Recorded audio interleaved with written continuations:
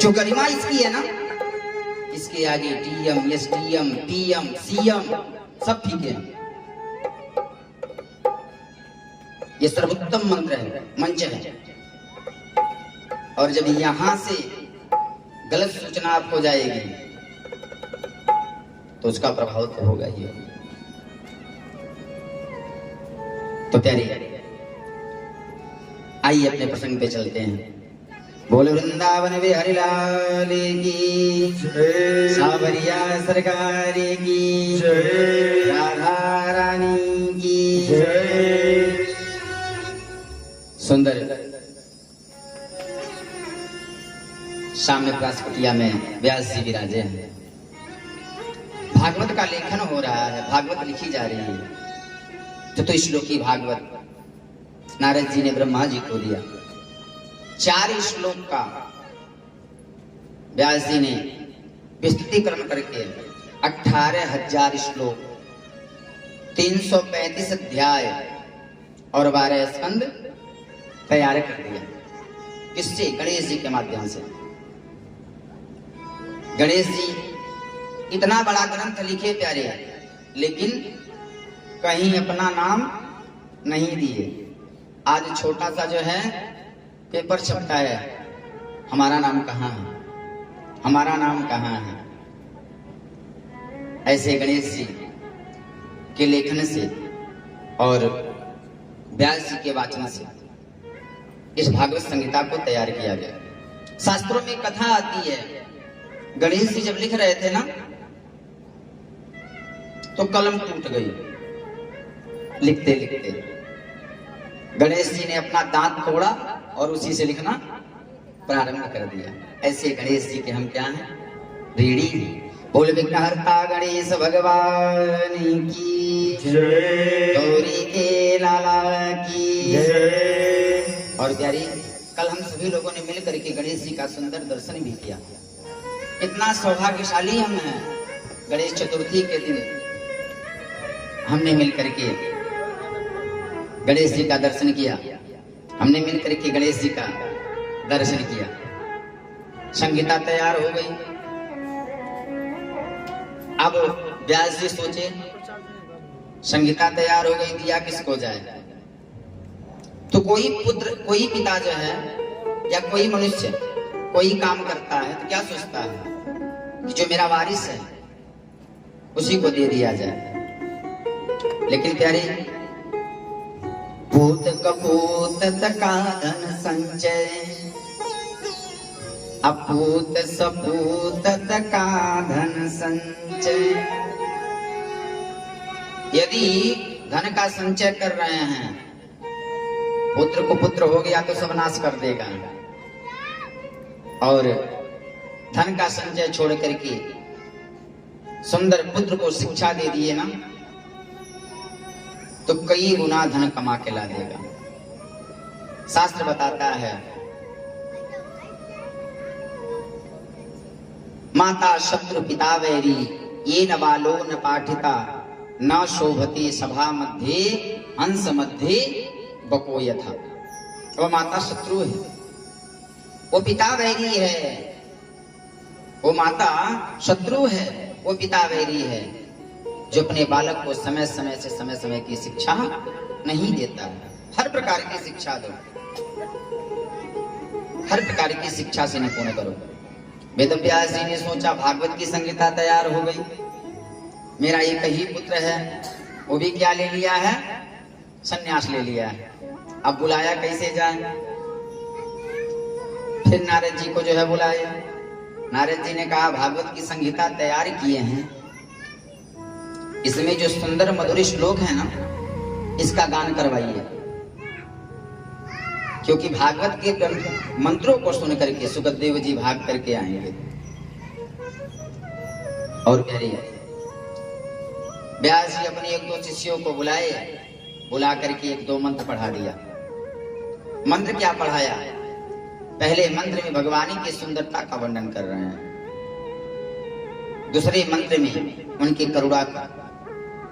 पहला मंत्र पढ़ा दिए और पढ़ा करके भेजे। आज जो है व्यास जी के शिष्य मंत्रों का गान कर रहे हैं जहां तहां। कितना सुंदर मंत्र है, ध्यान पूर्वक श्रवण करें। शिष्य गाते हैं, वरहा वीरम नटवर बपू कर्णयो कर्णिकारम विव्रतवास कनक कपिसुम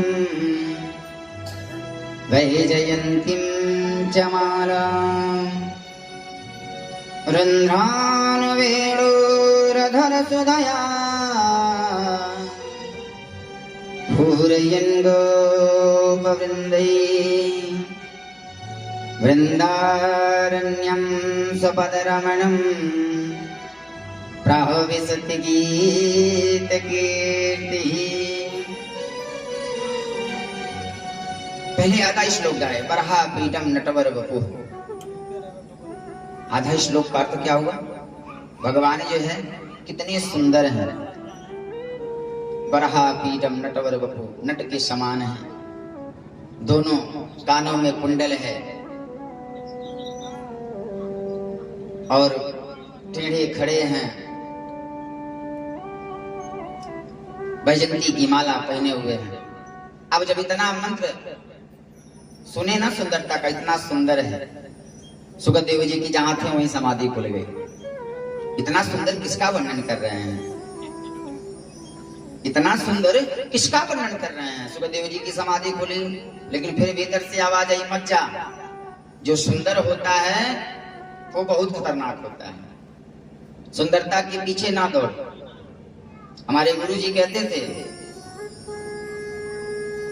रक्त मांस हड्डी के ढेर पर मड़ा हुआ है चांद, देख इसी की सुंदरता हो जाती नींद हराम।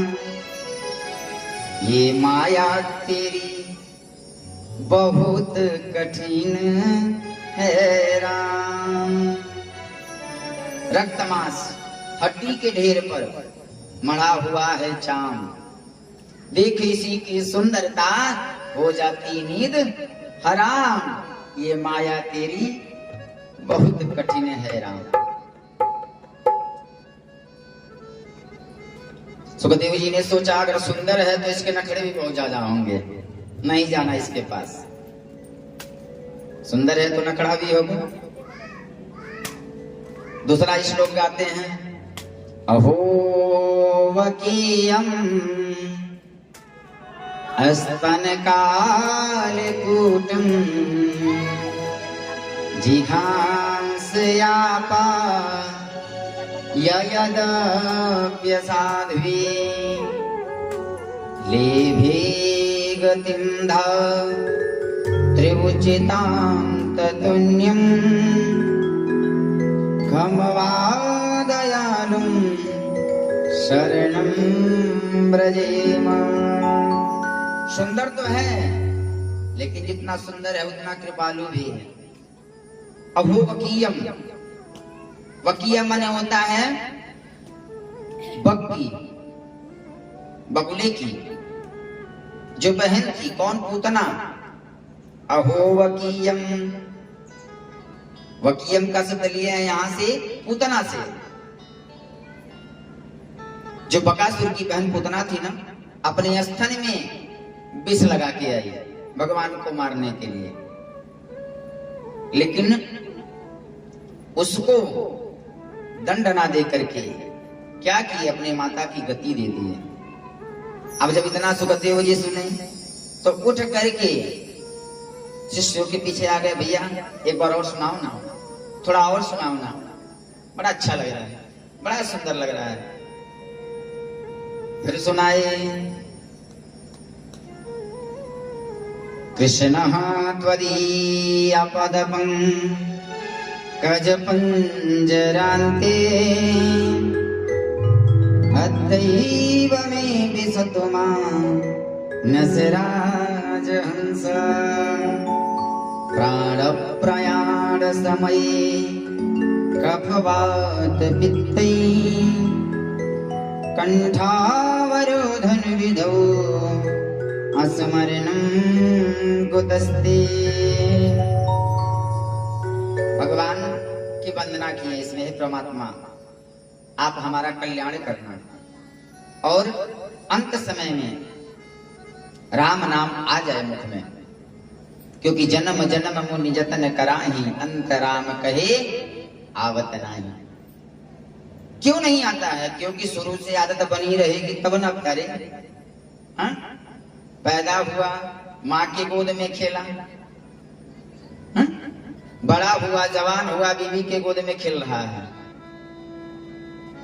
बूढ़ा हुआ कहोगे राम निकलेगा आम, कहोगे राम तो क्या निकलेगा आम। इसीलिए किसी जो है महात्मा ने बड़ी सुंदर गाया है कि भजन भी करना है तो कब करो? जवानी में। आइए श्रवण करते हैं। बोल राघवेंद्र सरकार की जय। भजन कर मस्त जवानी में बुढ़ापा किसने देखा है। भजन कर मस्त जवानी में बुढ़ापा किसने देखा है। भजन कर मस्त जवानी में बुढ़ापा किसने देखा है। भजन कर मस्त जवानी में बुढ़ापा किसने देखा है। भजन कर जाओ, भजन कर जाओ, भजन कर मस्त जवानी में बुढ़ापा किसने देखा है। भजन कर मस्त जवानी में बुढ़ापा किसने देखा है। भजन कर मस्त जवानी में बुढ़ापा किसने देखा है। प्यारे जीवन में दो चीज, बचपन देखा, बचपन देखा, पैदा हुआ माँ के गोद में खेला, अंगुली पकड़ के चला। लेकिन जवानी, जवानी और जिम्मेदारी, जवानी और बचपन कब आया कब चला गया पता नहीं चलता, लेकिन बुढ़ापा और जिम्मेदारी जब आती है तो साथ में लेके जाती है। इसीलिए कहा गया है कान से बहरे हो जाओगे, कान से बहरे हो जाओगे, कान से बहरे हो जाओगे, कान से बहरे हो जाओगे। भजन तुम सुन नहीं पाओगे, भजन तुम सुन नहीं पाओगे, भजन तुम सुन नहीं पाओगे, भजन तुम सुन नहीं पाओगे। भजन सुन, भजन सुन, भजन सुन मस्त जवानी में बुढ़ापा किसने देखा है।